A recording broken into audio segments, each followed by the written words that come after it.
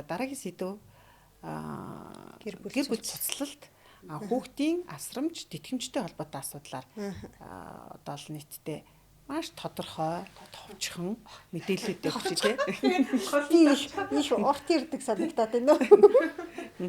Харцангой нэг манай хандармаа өмгөөлөгч, балжтмаа өмгөөлөгч хоёр чинь лайв майв хийдэг, олон нийтэд бас одоо аль хэдийн нэг ярьцлагын төрөөгөө сурцсан, нүүр хагартсан ийм хоёр өмгөөлөгч байгаа тий.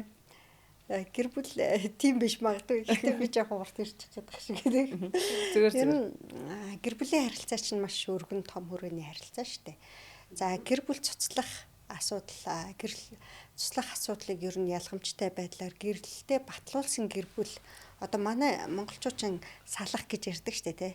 Одоо тэр салах харилцаа чинь одоо хуулийн хэллэгээр гэр бүл цуцлах гэдэг. Тэгэхээр энэ салахтаа одоо яаж юм тэгэхээр гэрлэлтэд батлуулсан байна уу, батлуулаагүй байна уу гэдгээсээ хууль яаж үйлчлэх вэ гэдг нь бас ялгаатай байгаа байхгүй. Гэрлэлтэд батлуулсан болвол арай өөр. За эхэнд нь би гэрлэлтэд батлуулсан одоо гэр бүлийн талаар ярихад гэрлэлтэд батлуулсан одоо хуулийн дагуу батлуулаад гэрчлэгээ авсан болвол гэрлэлтэд цуцлуулахдаа эхний ээлжинд заавал эвлэрүүлэн зурчлалаар ордог. За эвлэрүүлэн зурчлалаар орохдоо гэр бүлийн хүчирхийлэлд одоо өртөжсэн одоо тийм хүчирхийлэлд өртсөн баримтлагаанд явуулж байсан төрөүний нөгөө нэг бид нар яриад байсан тий баримтлагаанд явуулсан одоо шийтгэр байхгүй бол заавал эвлэрүүлэн зурчлалаар орно гэсэн үг. За эвлэрүүлэн зурчлалаар орохоор үнэхээр одоо гэр бүлийг цуцлах байдалд хүрсэн яалтчгүй одоо тустай амьдраад олон жил болсон ч юм уу тий ийм хүмүүс одоо бит хоёр эвлэрүүлэн зурчлалаар орохгүй ч болтгүй юм ямар төвхтэй юм бэ ч гэдэг юм иймэрхүү байдлаар хандаад иддэг. За гэр бүлийн нэг эвлэрүүлэн зурчлалаар яагаад ор гэдэг байгаа вэ гэхээр энэ гэр бүл болгон чинь өөр гэр бүлүүд ирж байгаа штэ. Зарим нь нэг муудалцаал гэрэлтэд цуцлуулах гэж ирж байгаа. Зарим нь болохоор олон жил тусдаа амьдарсан ч гэсэн гэрэлтэд цуцлуулах одоо дараагийн хүнтэйгээ гэр бүл болох гэж байгаа ч юм. Иймэрхүү байдлаар хандж байгаа штэ. За тэгэхээр эвлэрүүлэн зурчлалт ханд өргөдөл үг гэдэг нь заавал та хоёр очиод эвлэрээтгэе гэсэн үг биш байхгүй. Хүмүүс яг тэгж ойлгоод байдаг байхгүй. Би эвлэрмээргүй байна. Энэ эвлэрүүлэн зуршлт дээр нь очимооргүй байна гэдэг байхгүй. Тэр чинь хуулийнхаа дагуу нөгөө процесс ажиллагаа нөхгүй. Заавал эвлэрүүлэн зуршлаар ордог процесс ажиллагаа.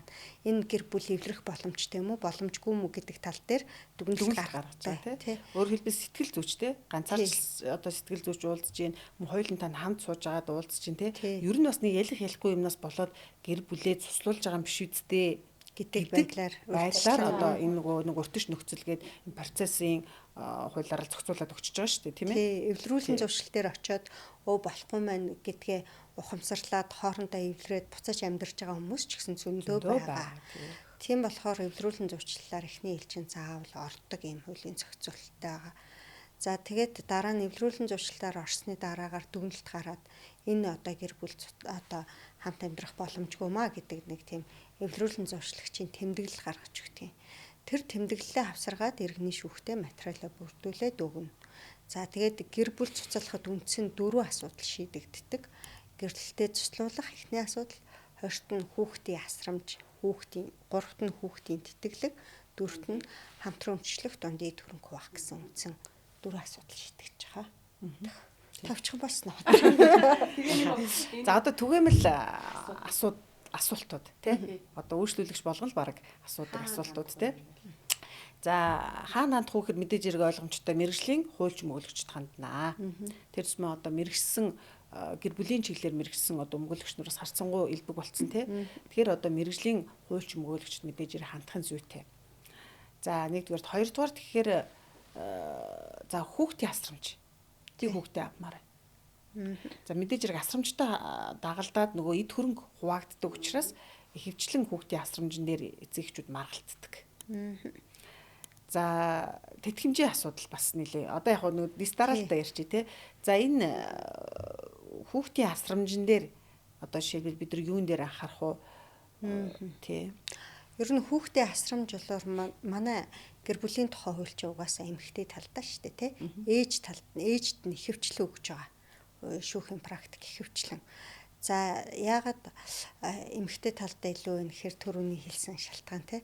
За тэгээд ер нь 11-ээс дээш 7-оос дээш настай хүүхдүүдээр бол өөрөөс нь асууж байгаа тий саналыг асууж байгаа. Ээж дээр нь үлдэх үү, аав дээр үлдэх үү гэд хэрвээ нэг талууд маргалтвал би аавна ингээ маргалтаад ах юм бол шүүхтэр авчираад хүүхдээс нь санал асууж байгаа. За 7-оос доош насны хүүхдүүд бол ихэвчлэн ээж дээр үлдчихэж байгаа. Үнэхээр одоо нөгөө ээж нь хаяад явцсан ч юм уу, ээж нь хүүхдээ өсгөн хүмүүжүүлэх чадваргүй, одоо хүүхд ээж нь байнга ирүүлжүүлэхэд ордог энэ төр эмэгтэйчүүд байна шүү дээ, тий. Эсвэл хүүхдээ хайхардгүй эсвэл хүүхдээ орхио гатгшаа явцсан ч юм уу, тий. Иймэрхүү хүмүүс дээр бол ээж дээр нь биш, аав дээр нь үлдээж байгаа. Аавууд бол сайн аавууд зөндөө байна. Хүүхдээ би амар жигнээс сэтгэл зүрхнээс одоо тэр эд хөрөнгнөөс гадна сэтгэл зүрхнээс би хүүхдээ л авчвал болчмоор байна гэсэн аавууд зөндөө байна.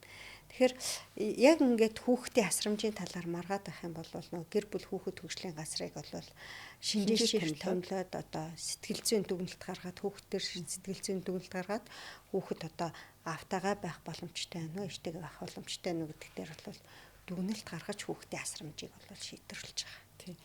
Нэмэлт нэг мэдээлэл дүгнэлт одоо сэтгэл зүйн хүүхдийн сэтгэл зүйн талаас дүгнэлт гарахаас гадна тухайн нөгөө нэг ээж аавын эдийн засгийн боломж нь юу вэ? Ажил төрөл нь юу вэ? Хүүхэд өсгөх болцоо нь юу вэ? Тэ цаашлаад ер нь энэ хүүхдийн боловсрал, энэ хүүхдийн хөгжилд хэрхэн одоо хандах чадвартай байна вэ? Сэтгэлтэй байна вэ гэдэг дээр бас дүгнэлт гаргаад байгаа.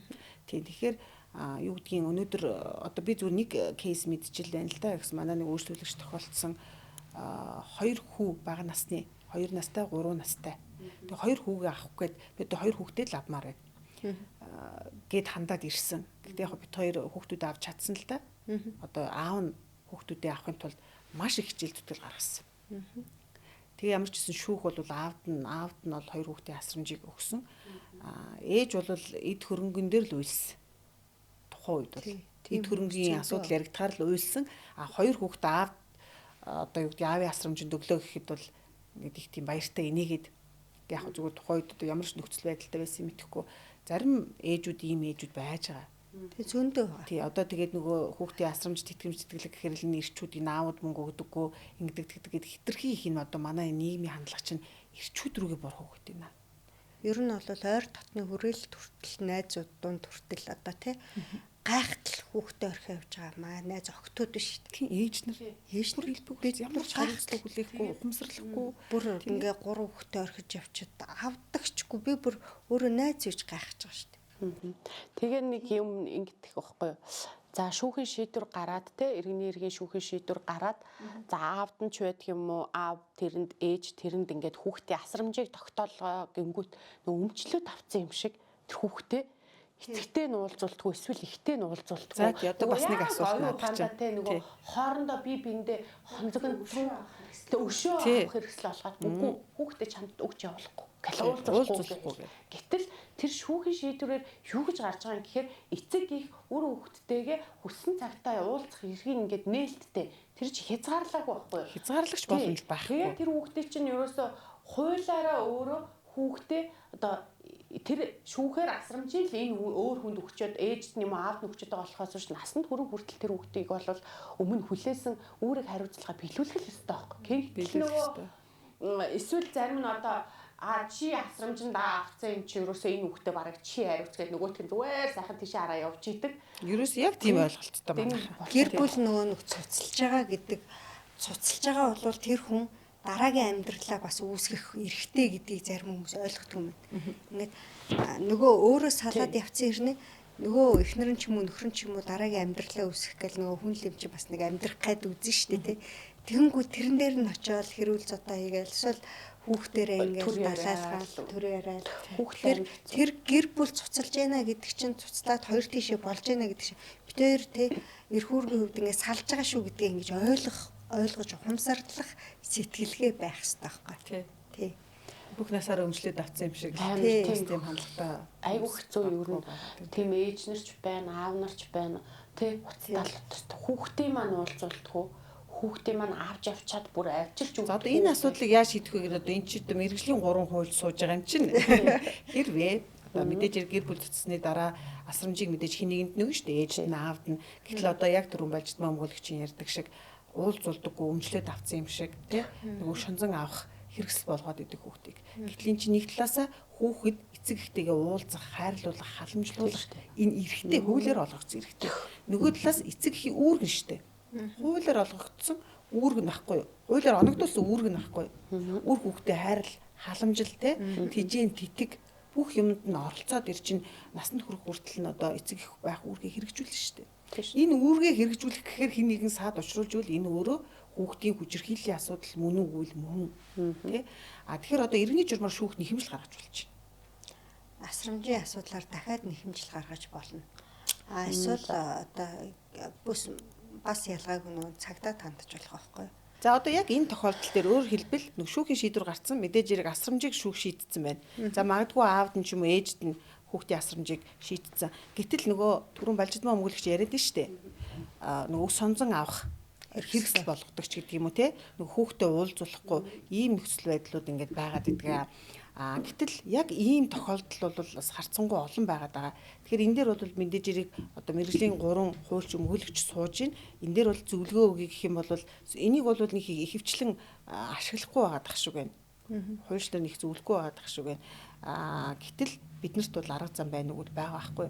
Өөрөөр хэлбэл хүүхдтэй нь уулзуулахгүй хэсэн боогдуулж байгаа энэ тохиолдолд шүүхэд нэхэмжил гаргаж болж байна. Эцэг их байх үүргээ хэрэгжүүлэх, журам тогтоолох тухай хэмжлийн шаардлага гаргачихж байгаа. 70,200 нөгөө гэр бүлийн маргаан аль хэдийн дуусаад асрамж шийдэгдсэн ч гэсэн түүний дараагаар дахин шүүхт нэхэмжил гаргаж болж байгаа тийм. Хүүхдийн мэдээ асрамжтай холбоотой бол хизээч нэхэмжил гаргах эрх нээлттэй байдаг. Хүүхдийн насанд хүрэх хүртэл нь хэрвээ уулзуулахгүй байгаа энэ тохиолдолд нөгөө нэг эцэг их байх үүргээ хэрэгжүүлэх журам тогтоолгох нэхэмжлийн шаардлага гаргаад 70,200 төгрөг шүүхэд төлөөд мэдээж хэрэг нөгөө бүрдүүлбэр нотлох баримтаа гаргаад шүүхэд нэхэмжлийн шаардлага гаргах чинь. За энэ нэхэмжлийн шаардлагын гол онцлог нь юу вэ гэхээр хүүхдтэйгээ хизээ хэдний өдөр ямар гарагттай хэдэн цагаас хэдэн цаг хүртэл уулзж явах гэдгээ шүүхээр тогтоолгочдөг. Тэгэхээр нөгөө нэг талуудын дунд асуудал одоо гарахгүй байх нь шүү дээ. Энд чинь хүүхдэд өөрт нь эргээд одоо асуудал хүүхд эрхийг зөрчиж шийдвэр ээж аавтайгаа хамт баймаар байдаг, уулзмаар байдаг тий. Гэтэл нөгөө хүүхд ч одоо сүүлийн үед энэ хүүхдийн битгэрэх хүчин гээд эцэг гэр бүл салсан тохиолдолд энэ хүүхдүүд бас энэ түгээмэл тохиолдоод байгаа бас нэг өвчин шүү дээ. Энд чинь сэтгцэн тий. Би бас нэг сэтгэл зүйчээс асууж ирсэн нөө эцэг хин мартуулж байгаа ингээд хүмүүс уулзуултгүй байна л да. Тэгээ хүүхэд үнэхээр тэгээ эцэг хин мартах уу гэдэг нэг сэтгэл зүйчээс асууж. Хизээч та ааваа мартахгүй цтэй.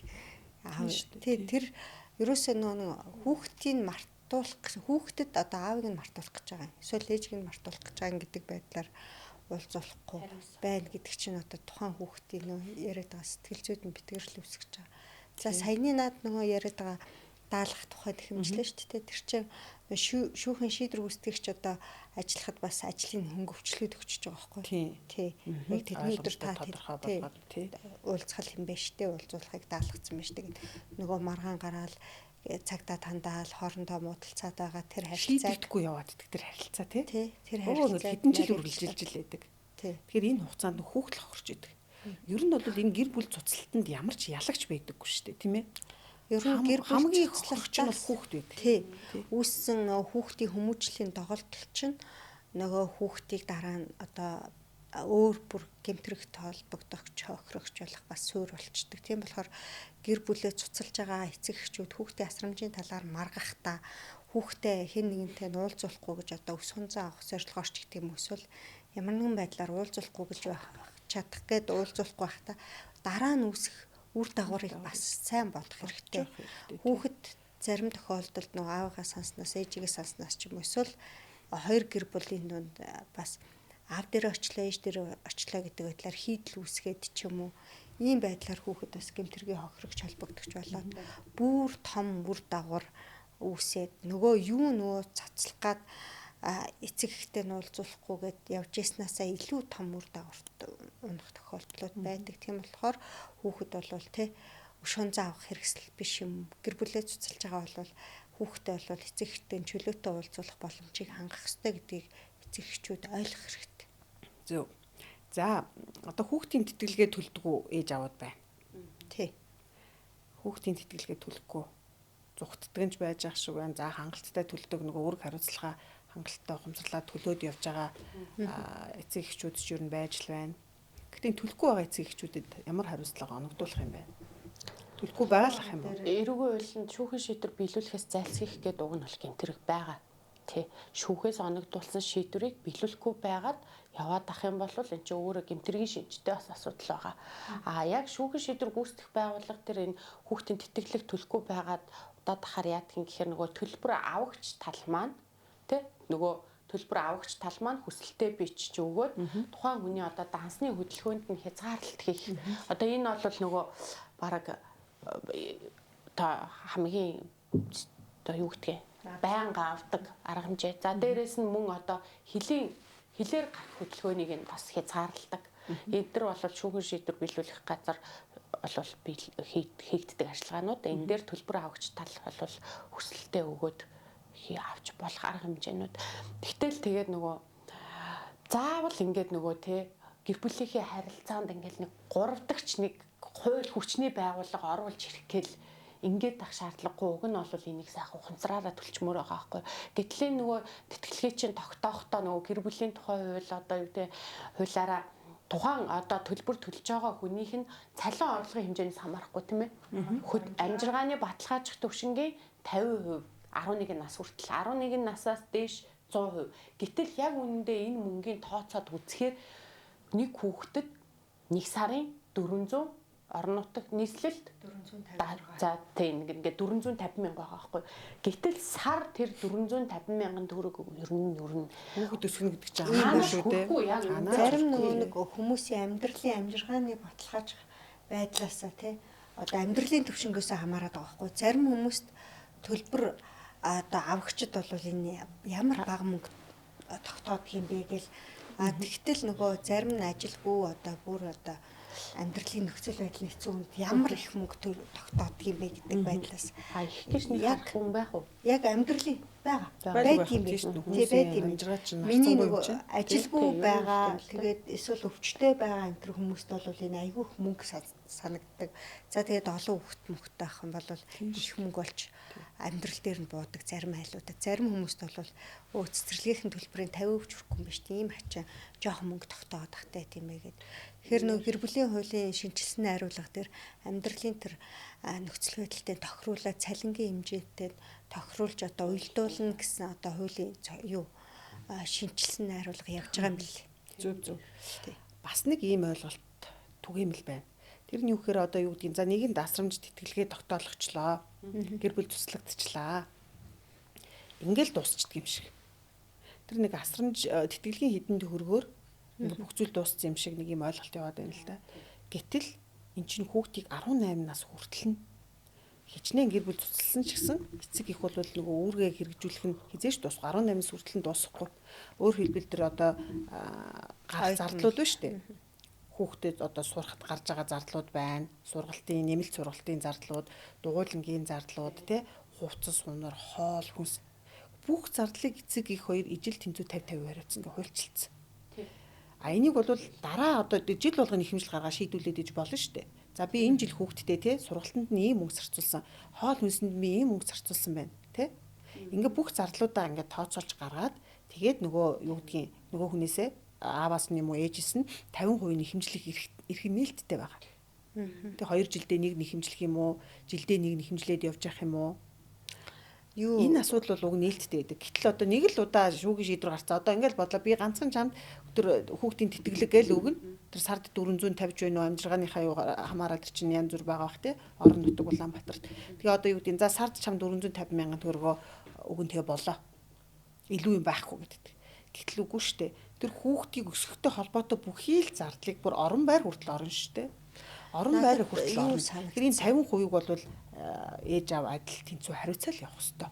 Ийм хуулийн зохицуулт бол бас байдаг. Энийг тэрийн болгон бас нэг одоо мэдхгүй байгаад байна уу? Эсвэл одоо юу гэдгийг төгшөөдөг юм уу? Төгшөөдөг байхыг үгүйсэхгүй байх тийм.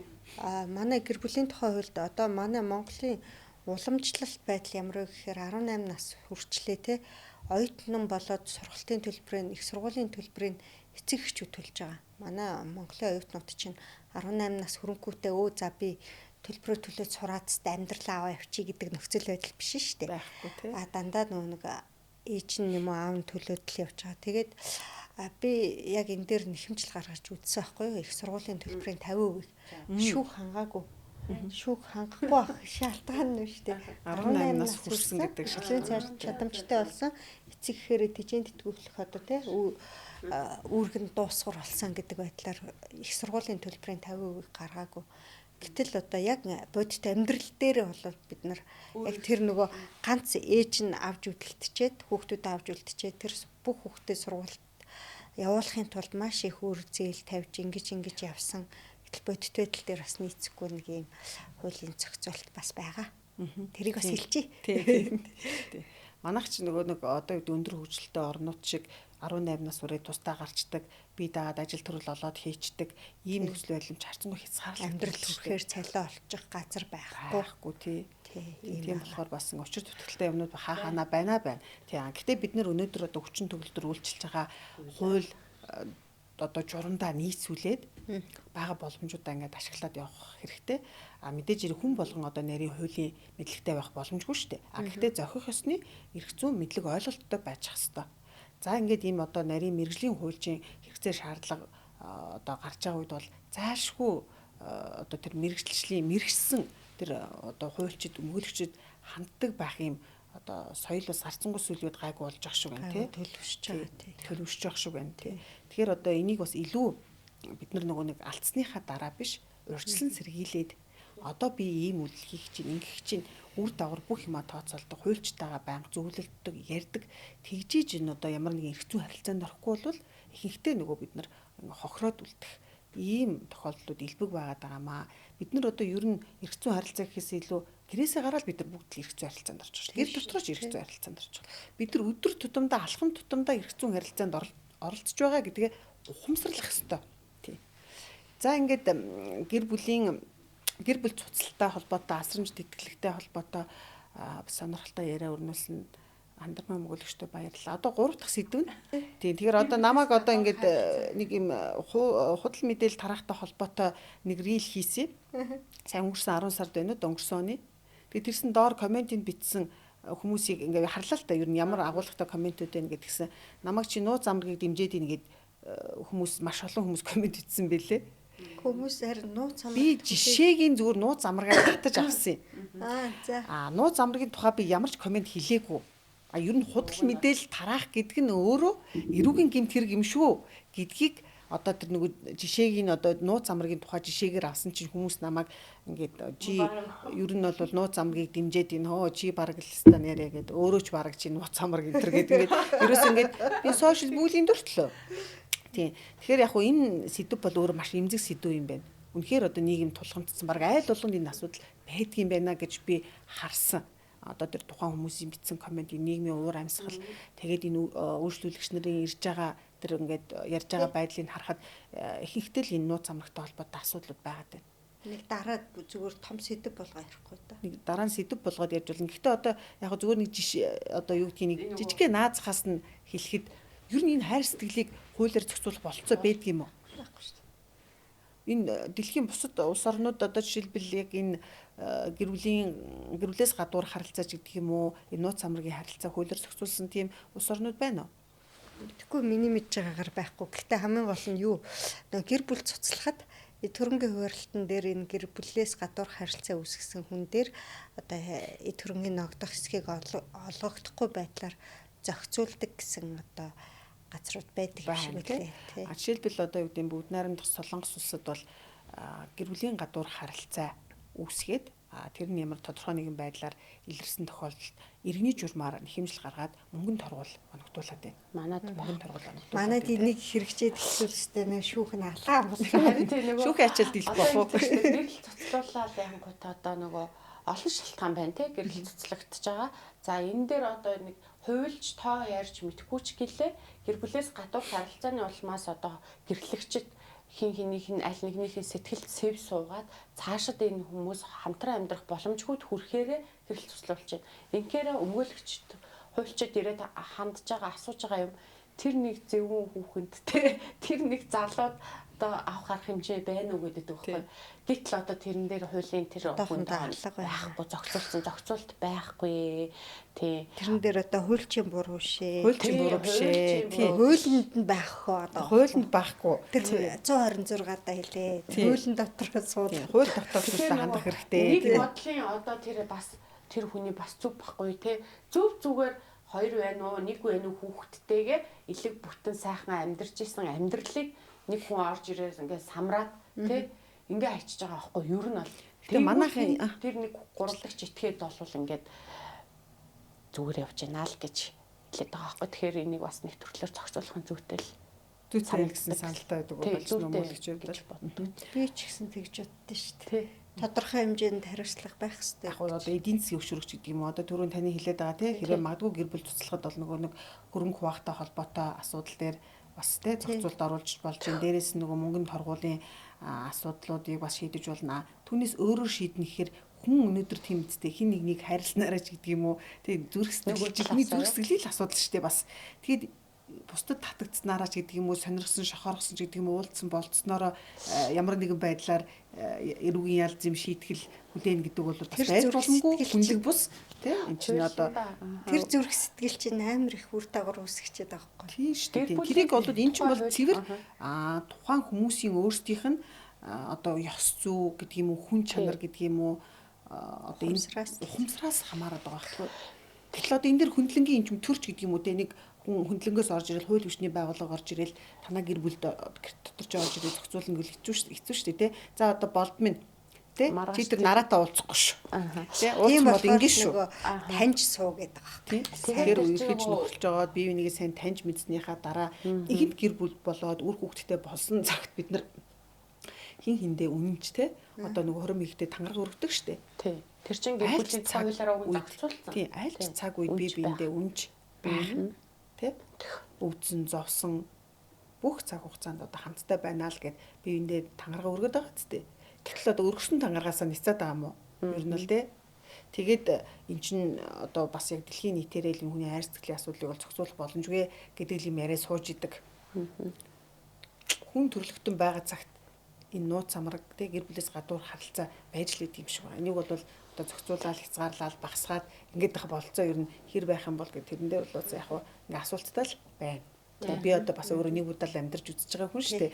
Бүгдээрээ л анхудаа амьдарч байгаа гэж тий. Бүгдээрээ анхудаа амьдарч тэгээд нээлттэй үлдээгээл хүн өөр өөрийнхөө бодоод өнгөрөх. За одоо манай дараагийн сэдвэр бас яг энэ мэрэгжлийн сэтгэл зүйч орж ирээ бас яг энэ сэдвэр ярилцсан юм. Ер нь энэ хүний сэтгэл зүйд ямар гэмтэл учруулдгийг тий ямар үр дагавар бий болоод идгийг энэс яаж бид нар имжлэх ёстой юм гэдэг юмнуудыг сонирхолтой яриануудыг сөрөх баха.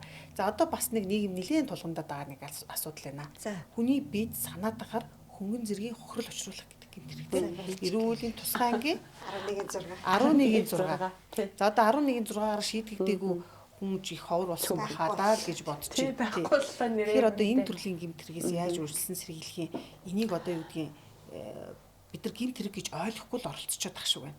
Тэгэхээр энэ талаар бас дэлгэрэнгүй сайхан яриад өгөөч. Одоо ихэн хандармаа өмгөөлөгчийг товчхон тодорхой гэд балжидмаа өмгөөлөгчийг дэлгэрэнгүй сайхан яриад өгөөч гэд бас ялгаа авахгүй хэлээ оновчтой. Би тодорхой амраад нэг хэдэн төгрөг өгчихгүй. Үгүй нэг хөргөн бэлэг сэтвэрэд ороод ирэхээр за ихгүй яриул гэж байгаа юм байна гэж бодоод гэсэн. Би чи жоохон мик булаацалтаа догцсон ярьдаг хүн шүү дээ. За.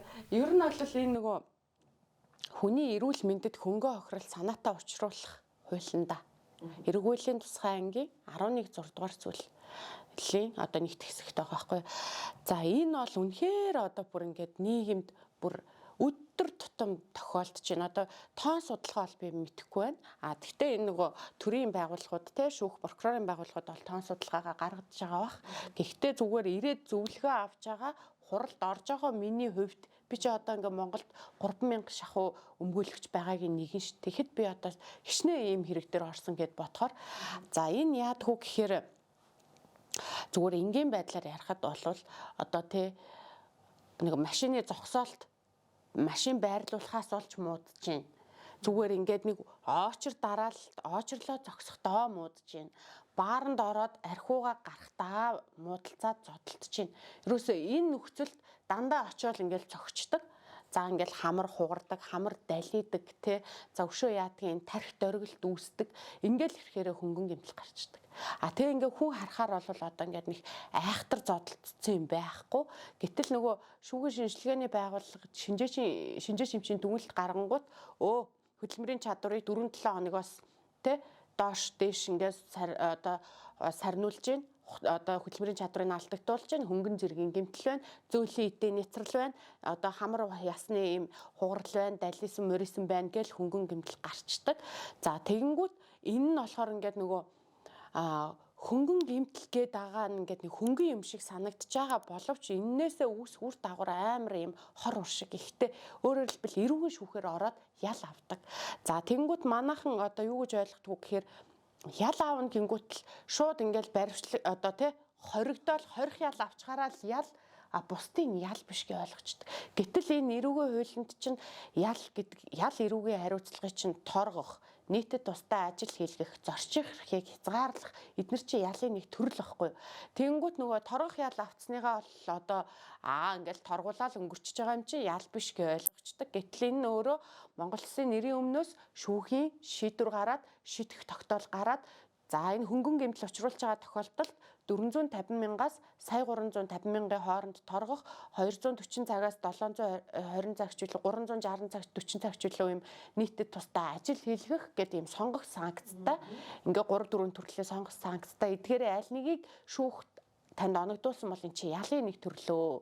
Ингээд та одоо шүүхийн цахим санд, цагтаагийн асааб санд те ингээ албан ёсоор гэмт хэрэгт холбогдсон гэж бүртгэж ял шийтгэл эдэлж байсан гэдэг тодорхой мэдээлэлтэй болно. Тэ энэ тэгэхээр нөгөө иргэнд үзүүлж байгаа үр дагавар нь ийм хор уршигтай гэдгийг ойлгохгүйгээр тийм одоо суралцсан, ажилд орно, төрийн алба хаана гэл эн чиндээ хүний амьдрал чинь баян гэтэл одоо ингээд тэр тусмаа энэ одоо юу гэдгийг багцны хүүхдүүд гэдэг юм 14-өөс дээш насны 25 орчим насны залуучууд их холбогдоод байна л да энэ төрлийн гэмт хэрэгт те. Тэгэхээр их тийм нөгөө нэг бас л сэтгэл хөдлөлтөй холбоотой. Манай монголчууд айгүй хөргө омголн те. Хэвээ ингээл бүгдээрээ бас атмаа тий. Тий. Тэгээд яг энэс болоод ухамсарлахгүйгээр альва асуудалд орооцолцоод байгаа байхгүй. Тэ. Эртээр одоо манай найзын хүүхэд нэг асуудалд холбогдсон. Би өмгөөлөгчөөр нь орж ажилласан тийм тэрэн дээр бол үнэхээр ингээ харамсалтай.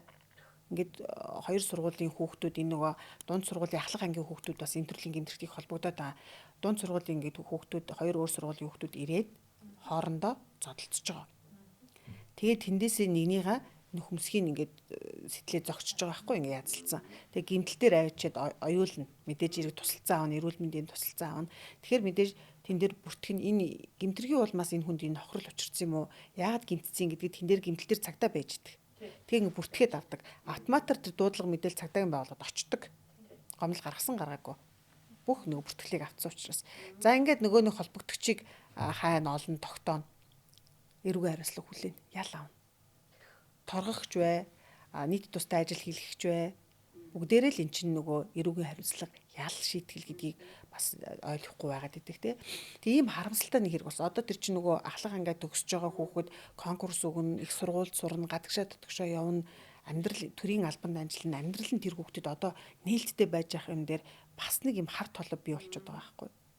Тэгээ би зүгээр л ингээд нэг харилцан ингээд нэг ингээд хүүхдүүд зодол тоорно зүгээр бараг тэр сэтгэл хөдлөлөөр дундуур нь л ороод ирсэн байгаа байхгүй. Тэгээ гар нь ороод яхаа аргагүй тэр нэг камерын бичлэг байна л да. Яхаа аргагүй гар нь ороод тэр хөмсгөн дээр нь хурж байгаа байхгүй. Тэгэхээр одоо ингээ гарцаа байхгүй л эн чинь өөрөө гэмт хэрэг мөн шүүх шинжээ чинь дүгнэлт гарсан байна. Хөнгөн зэргийн гэмтэлгээд.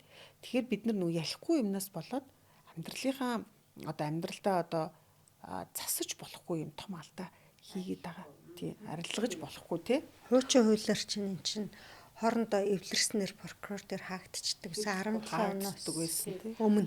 Тий 17 оноос өмнө. 17 оноос хойш одоо ингээ бүх хэрэг чинь заавал шүүхээр орж торгуул авдаг бараг л улсын төсвийг бүртгүүлэх гэдэг юм шиг эрүүгийн хэргийг торгуулын ялгаа тий. Тийм болчоод бүгдөө аг омгтой монголчуудыг хичээлхүү.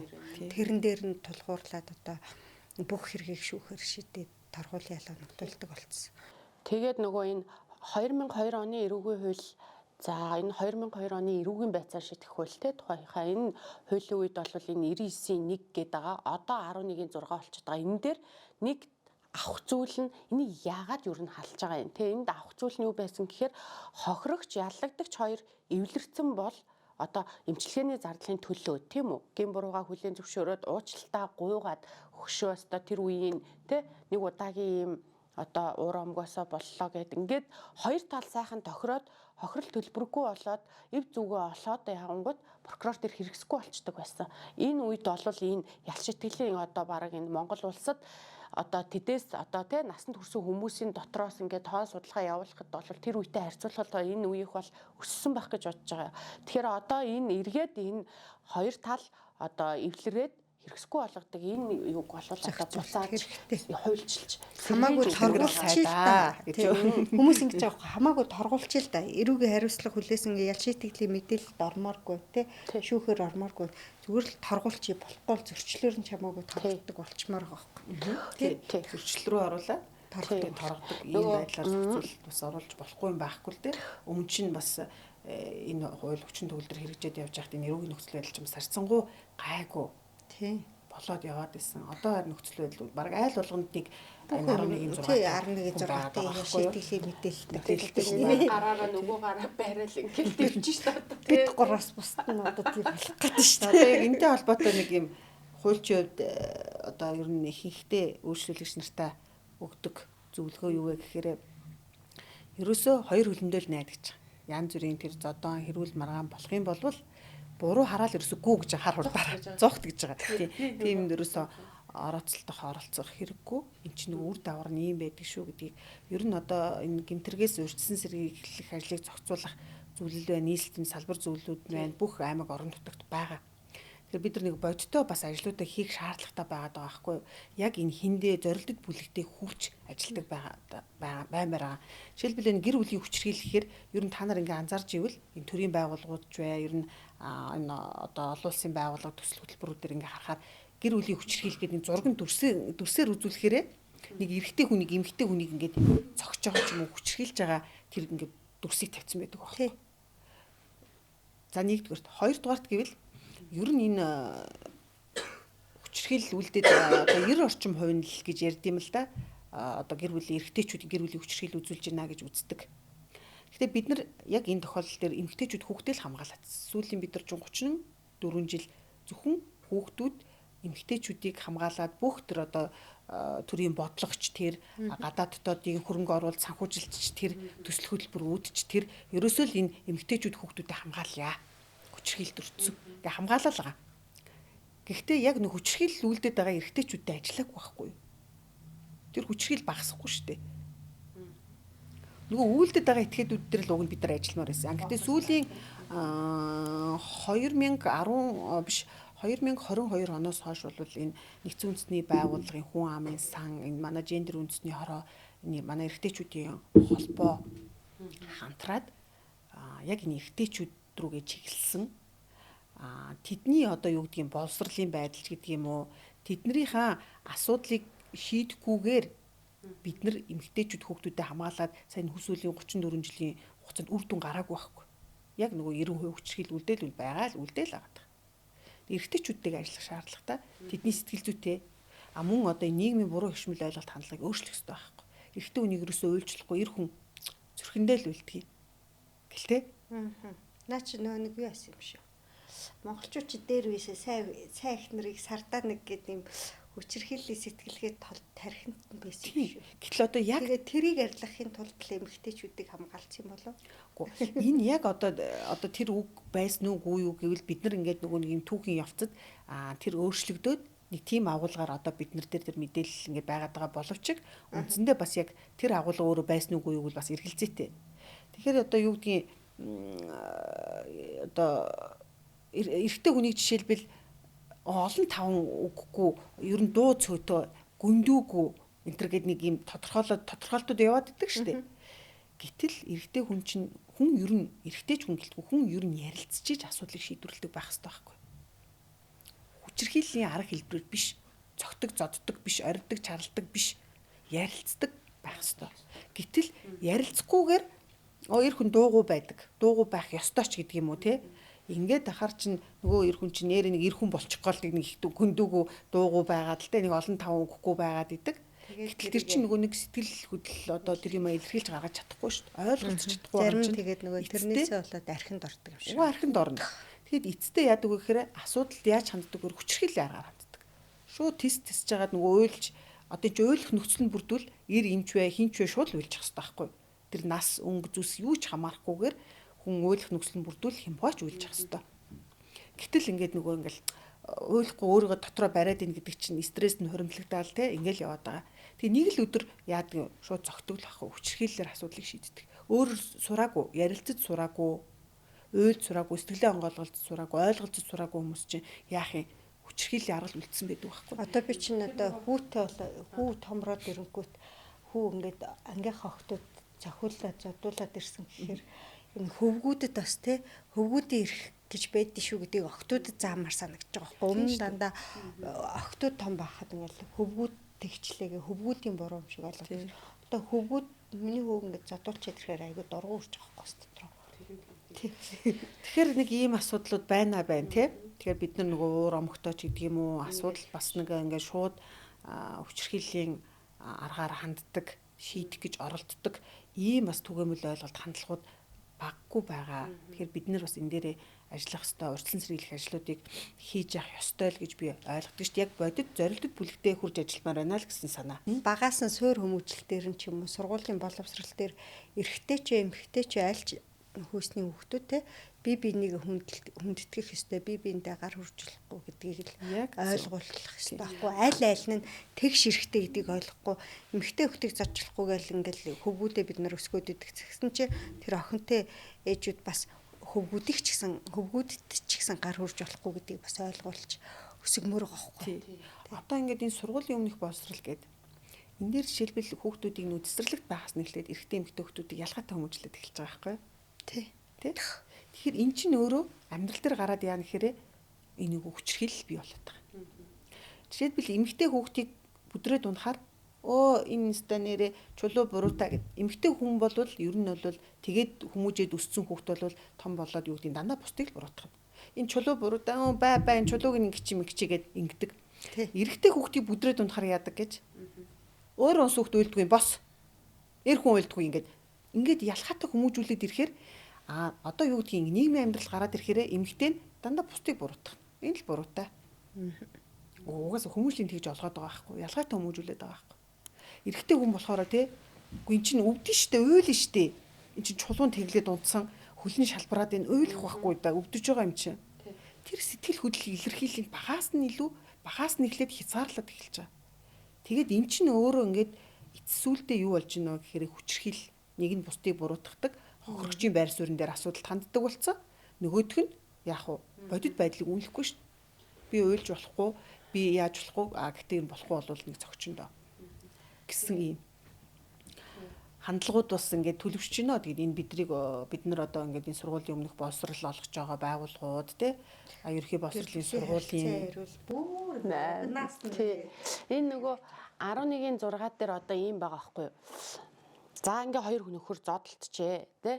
За ингээд цагтаа дээр очиод мэдүүлгээ өгөөд хохирогч талд нь мөрдөгч нь яадгүй гэхээр шинжээч томилох тогтоол ингээ өгөө явуулаад нөгөөх нь тэр шүүхийн шинжилгээнд дээр очиод эмнэлэгт үзүүлээд за хөнгөн гэмтэл авлаа. Одоо энэ зөвхөн хөнгөн дээр яриад байгаа. Гэхдээ эрүүгийн хуулинд бол хүндөвтөр хүнд гэдэг дараагийн хүндрүүлж байгаа хэрэгүүд нь бол байгаа штэ. Өнөөдрийн тухайд бол зөвхөн хөнгөн эрэг дээр ярьж байгаа тий. За ингээд нөгөө хөнгөн охирол учрангууд бас манайхан зүгээр энэ жишээ те айгу муухай болчихжээ. Хүн чанар гэж байхгүй болчихжээ. Ямар ч одоо бараг ингээд эмчилгээ за яг тодорхой эмчилгээ хийлгсэн байж болно. Бүх зүйлийг мөнгөгээ хардаг болсон. Чи намайг өнөөдөр зооцсон. За 10 сая төгрөг өгч. Тэг ойлоо ингээд сайхан тохирч гэд ингэдэг. Гэтэл яг цагдаагийн байгууллагт нэгэнт одоо тэр рапортаар нь ороод бүртгэгдсэн л бол 10 сая төгрөгч байна уу 30 сая төгрөг өгсөн ч байсан энэ нөгөө прокурор дээрээ очоод шүүх дээрээ очоод эрүүгийн шүүх хуралдаан болоод ингээд зайлшгүй одоо энэ журмаараа яваад дуусна хүлээн. Гэтэл одоо юу гэдгийг би өстө чамд ингээд зохиулаад ингээ хамраа хуглуулснаас болоод одоо Солонгос явах гэж байна 30 сая төгрөг тэдэнд хөрөг өг гээл ингэждэг. Тэгээ энэ тохиолдолд яах вэ өмгөөлөгч би тэр мөнгөний өгөх ёстой юм уу гэж ирдэг. Би чинь бас шазаагаад үгүй бүх юм баримттай байх ёстой. За одоо нэг үзэж байгаа хүмүүст те хэрв зэ танд ийм зүйл тохиолдбол бүх зүйл баримттай байх ёстой. Эрүүл мэндийн даатгалын сангаас эрүүл мэндийн үйлчилгээ авсан тэр гэмтлийн эмнэлэг дээр очиж толгоогоо оюулсан ойдлын чинь мөнгө хэд болсон тэрийг даатгалын сангаас гарчиж байгаа. Та дараа нь тэр даатгалын сан руу тушаана. Тэр хүн Монсын Аптекаас хэдэн төгрөгийн өвчин намдах юм авч уусан. Тэрийг нь та баримтаар нь харж байгаа төлчих. За ажилгүй байсан. Үнэхээр одоо нийгмийн даатгалын одоо лавлагаагаараа нийгмийн даатгал төлөөд ажилласаа чөлөөлөгдсөн болвол эрүүл мэндийн шалтгааны улмаас ажилласаа чөлөөлөгдсөн бол ажилгүй байсан хугацааны төлбөрөнд тэднэр нь хитэн төгрөгийн энэ бүх зүйл баримттай энэ баримтыг нь үндэслэж шүүхтэр ороход энийг нь төлчихсөн байх юм бол шүүх таныг хохирлоо төлсөн байна гэж үзнэ. Тэрнээс биш тэнд 2 саяын баримт гарцсан байлаа гэж бодоход 20 сая төгрөг өгөнгүүт шүүх энэ бат энэ болдод 20 сая төгрөг өгсөн юм чи энэ хүнийг шитгэхгүй гэх байхгүй юу. Тэгэхээр энэ дээр бас аюу сайн анхаарах хэрэгтэй. Одоо юу гэдгийг ингээл миний үйлчлүүлэгч нар ирэхээрээ ингээл яг хэлдэг байхгүй ингээд эдэн төгрөг нэхэд байна гэл ингээд байдаг. Гэтэл энэ нь бол бодит байдал дээр эрүүгүйлийн ерөнхий ангийн 2-5 дугаар зүйлд гэмтэргийн улмаас хүний аймнаас эрүүл мэнд эд хөрөнгөнд шууд учирсан бодит тохирлыг л одоо хохирлт тооцоод байгаа байхгүй юу. Ирээдүйд бий болох зардал буюу одоо тэр Солонгос яваад хамар илэх гэж байгаа энэ зардлаа иргэний хуулийн тэр 497 505 дугаар зүйл зааснаар геморрой улмаас учирсан үр дагавар гээд тусад нь баримтаа бүрдүүлээд иргэний журмаар жижигтэн нэхэмжлэх эрхийг нь шүүх тэртээ нээлттэй үлдээж өгнө. Тийм учраас яг л энэ төрлийн гэмтэрэгт холбогдсон хохирогч бай, холбогдогч бай бүх зүйл баримттай байгаад энэнийхээ төлбөрийг төлсөн бол та хохирол төлбөрөө төлсөн л гэж явна. За нэг юм хэлчихв би. За хэл. Нөгөө хүмүүс асуудаг өдөж байгаа цохиулсан бол хин ихэлсэн хамаагүй гэдэг юм аа. Цогсон нь л буруутай. Тэр өдөөдөөс нь юусаа хамаагүй байхгүй. Тэр ихэлсэн нь юусаа хамаагүй байхгүй. Тэгэхээр тэр ихэлсэн штэ тэрэнд өөрийнх нь буруу байсан штэ гэдэг байхгүй. Тэр юусаа хамаагүй хин цогсон нь хуулийн хариуцлага хүлээн тий. Тийм учраас яаж ч үдчихсэн гүрэх хэрэгтэй. За хандармаа өмгөөлөгчийн зөвлөгөө тий. Манай тийм найз хүү Монгол тэгдэг юм уу? Манай найз охин бүр бага найз Америкт амьдардаг байхгүй юу? Тэнгүүт Америкт яаж ийн гэхээр найзхаад хэлснийг хэлж байгаа шүү. Тий. Нөгөө хин ингээ 2 хүн задлтангууд хин эхэлж хэрүүл үүсгэсэн тэр хүний шитгэжээд шийтгдэг гэж байгаа байхгүй. Манад бол тийм байхгүй. Гэхдээ эрүүгийн хуулийн ерөнхий ангийн тэр 6 дугаар зүйлд бол эрүүгийн хариуцлагыг хүндрүүлэх нөхцөл байдал байдаг. Тэн дээр бол хохирогчийн зөв бус үйлдэл байсан уу гэдгийг бас шүүх харгалзнаа. Тэг учир нь тий хохирогч нөгөө ингээл далчганаад тий энэ тэр чи хохирогчийн бас хувийн байдлыг харуулж байгаа байхгүй. Хохирогчдоо ингээл салаавч гаргаад одоо юу гэдгийг те элдв үгээр доромжлол ингээл өстой ер нь бол тэр чи олон юм зөгчих харсан те зөгчих гэж байна гэж бол те зохиолч те. Тийм тэгэхээр нөгөө ер нь бас ингээл нөгөө уламжлалтын руугаа ингээ ботхоор хүнийг нөгөө үгээр алчч болно, аварчч болно гэдэг те. За яг нөгөө хувийн таарамжгүй харилцааны улмаас биений хэрэгчлэн талтж байгаа те. Тэрхэн зураа муудалцж байгаа. Гэтэл нөгөө бүр хүнд тэргүүд дээр яадаггүй гэхээр хүний нөгөө сэтгэл зүрхэнд ингэж ортол муухай үг хэлдэг хүмүүс бас байдаг. Тэрнийхээ одоо хариуд ямар нэгэн байдлаар бэртэл гэмтэл аваад зодуул цохиулаад тутгалуулсан тохиолдлууд байдаг. Тэгэхээр нөгөө нэгэндээ одоо дотроо эмзэглэж явдаг хамгийн хүнд тусдаг тэр сэдвийг хөндөж битгий бусдад одоо тийм хар бараа үг хэлээч. Айгу муухай байдаг байхгүй тэр чинь одоо нөгөө өөрийнх нь эмзэглдэг юм. Тэнгүүд тэр хүн одоо яах вэ? Гинт ингээл ерөөсө тэрхэн уур нь босч ирэл чи миний тэрүүгээр намайг ингэж хэлж байгаа мó гээл очиод зодчихдаг байхгүй. Бас найз нөхдийн хооронд болдог юм байхгүй. Тэгэхээр би биедээ бол одоо тийм муухай үгийг бас хэлэхгүй байх. Одоо анхааруулж явах юм уу те анхааруулж зөвлөж юм уу те зөвлөж те.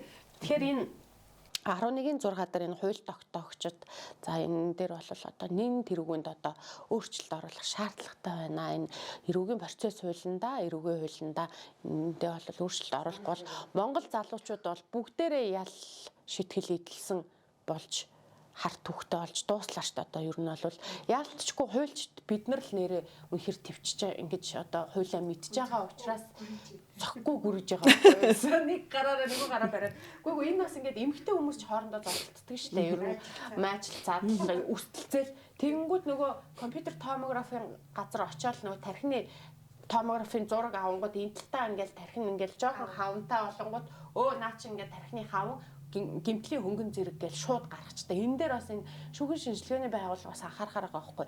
Яг яагаад одоо нөгөө шүүхийн гимтлийн зэрэг тогтоох журмаараа хөдөлмөрийн чадварыг 4-7 хоног за 28 хоногоос дээш хугацаагаар сарниулахаар болвол хүндэвтэр гэмтэл доош байвал хөнгөн зэргийн гэмтэл гэдэг. Тэгээ нөгөөх нь ингээд эндээ ингээд чүүд одоо яана гэж жижигээс ингээд хөхөрцөн байвал одоо ингээд наа чи хөнгөн гэж гарчих жоохгүй юу хөнгөн гараад тийш дээ тий энэ дээр бас анхаарах бол төвчээртэй юм шүү дээ.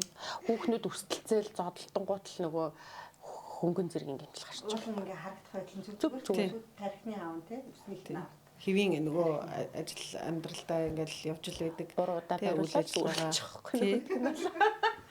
Тэгэхээр за одоо ингээд манай хуульч нар чи ингээд цуглархаараа ерөөсөө ингээд салж чадахгүй. Хэрэг ярихгүй шүү гэчээ тэгээ 5 минутын дараа гэр рүү орсон л сууж идэг тий. Тэгээ өнөөдөр одоо хүрэлцэн ирж сонирхолтой яриа өрнүүлсэн Монголын өмгөөлөгчдийн холбооны гишүүн өмгөөлөгч Балжидмаа. За Монголын өмгөөлөгчдийн холбооны гишүүн өмгөөлөгч Хандармаа хоёр өмгөөлөгчдөө маш их баярлалаа. За тэгээд хоёртой эрүүлийн хийх хүсье.